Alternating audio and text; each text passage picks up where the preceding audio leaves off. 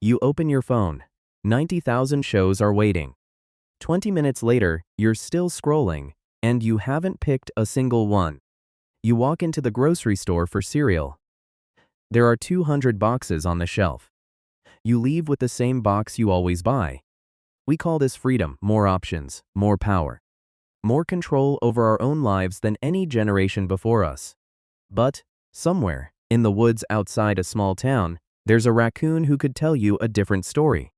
Every night, the raccoon climbs into the same dumpster behind the same diner.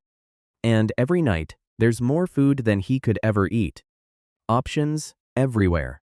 He doesn't dive in and grab the first thing he touches. He digs, he sniffs, he drops one thing to check another.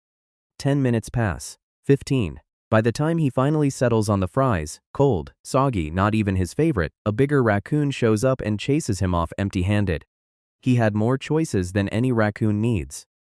And the choices are exactly what cost him the meal. Psychologists have a name for this, the paradox of choice. The idea is simple. Past a certain point, more options don't make us happier. They make us slower, more anxious, and less satisfied with whatever we finally pick. Your brain didn't evolve for 200 cereal boxes. It evolved to make fast decisions with 3 or 4 options, in a world where hesitating too long meant something else got to the food first, or you did. Every extra option you're handed isn't a gift. It's a small tax on your attention. And somebody, somewhere, is very happy to collect it. Think about the last time an app gave you a choice.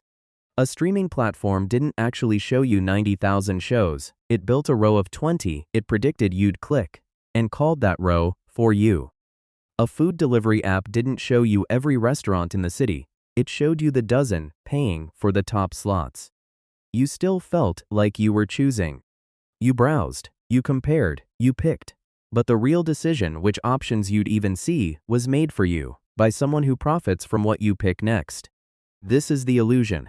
Not that choice is fake, but that the size of the menu is never really yours to decide. Here's where it gets personal. The same trick that works on cereal and TV shows works on careers, relationships, and how you spend your Saturday. We spend hours choosing between 2 almost identical job offers, and no time at all asking whether either one fits the life we actually want. We compare 5 dating apps, but never sit down and ask what we're actually looking for. Small choices feel productive. They feel like progress. So we make hundreds of them a day, and quietly avoid the 1 or 2 big choices that would actually change something. Busy is not the same as free. And a full menu is not the same as a good meal. The raccoon who eats well isn't the one who checks every option. It's the one who picks a rule and moves.